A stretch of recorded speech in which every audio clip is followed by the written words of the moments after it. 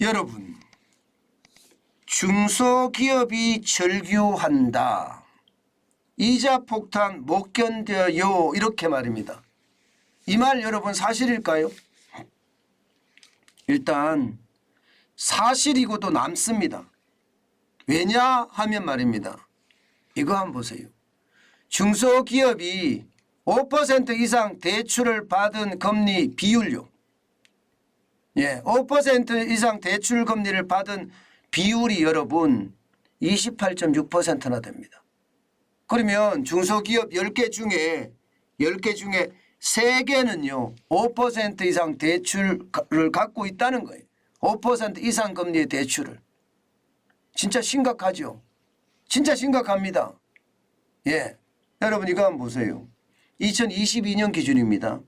지금 보시면 3% 이상 4% 미만은 32.5%예요.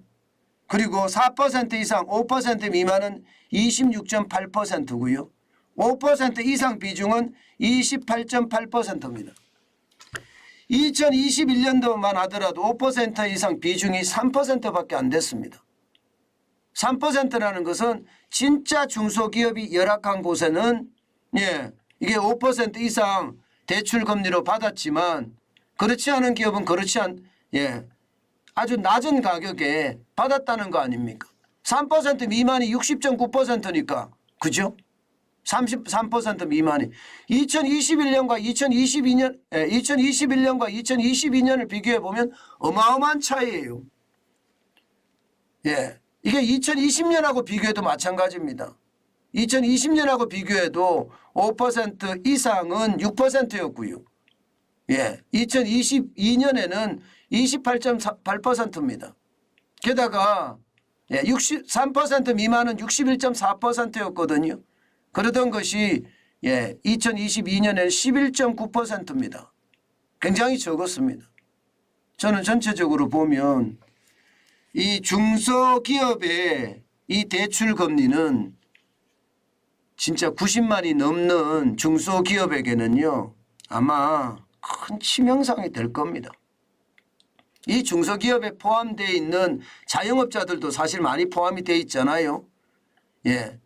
그러면 자영업자들은 요즘 실물 경제에서 무슨 얘기를 합니까?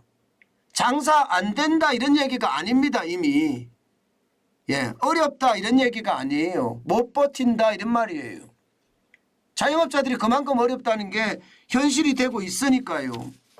그런데 금리마저도 28.8%니까 이게 충격적이죠.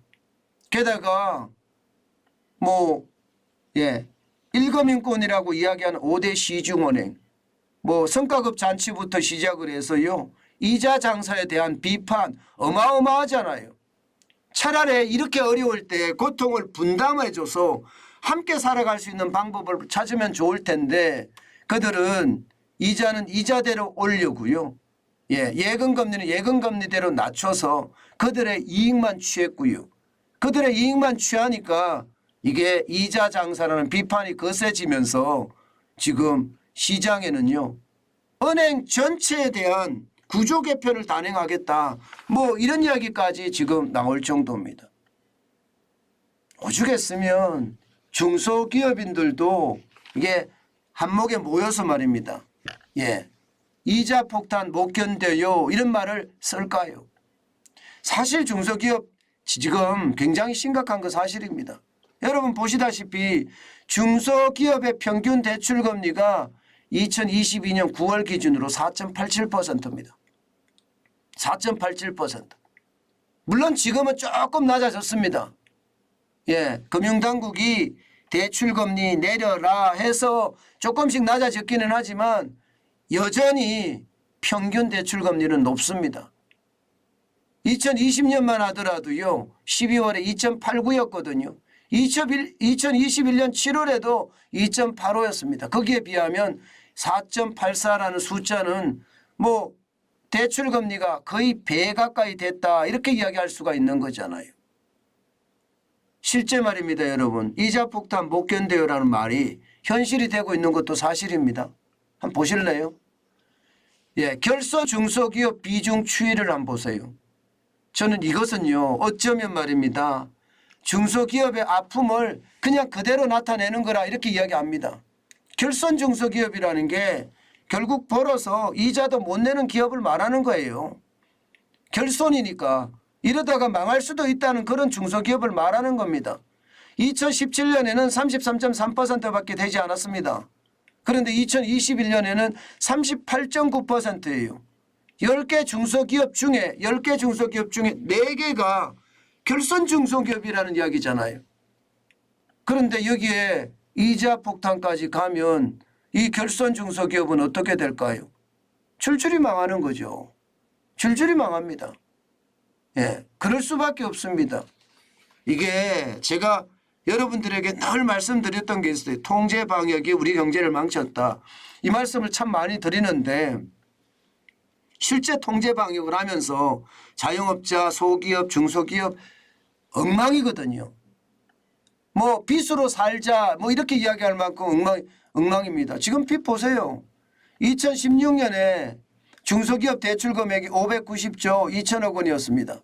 그런데 2022년 6월 기준으로 보면 931조입니다. 이거요? 예, 1,000조 넘는 거 시간 문제입니다. 1,000조 넘는 거. 1,000조가 넘으면 더 못 버티겠죠. 지금 중소기업들은 참 어렵다 이야기합니다. 예, 지금 이 위기를 극복할 수 있을지 말지 모르겠다 이렇게 이야기할 정도로 지금 심각한 수준입니다. 2022년 말 기준으로 만약에 생각을 하잖아요. 그러면 예, 중소기업의 대출 금리는 대출은 더 늘어납니다. 1,000조에 육박하는 것. 예, 저는 이것이 결국 말입니다. 가장 중요한 게 실물경제, 기초경제라고 제가 계속 말씀을 드렸는데 기초경제에 종사하는 사람들이 결국은 소상공인, 자영업자, 소기업, 중기업이에요. 그런데 이들이 이자에 못 견딘다. 이자 폭탄에 못 견딘다. 이 말은요. 실물경제가 무너지는 아우성을 지금 그대로 전하는 거라고 생각을 합니다. 그 어느 때보다 지금 경제가 더 중요하다. 저는 그런 생각 버리지 않습니다. 그만큼 예, 지금 중소기업의 결손 비중은 크고요.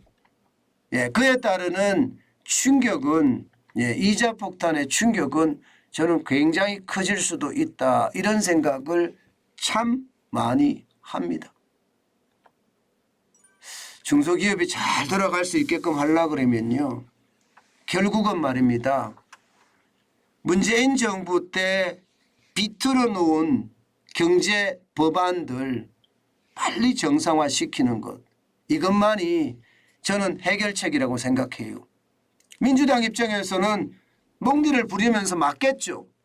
경제가 더 나빠져 가는데도 경제가 더 나빠지면 뭐 책임은 이제 윤석열 정부한테로 돌아올 테니까 예, 결국 내년 4월 10일 총선을 겨냥해서 아주 지독하게 예, 방해를 하겠죠.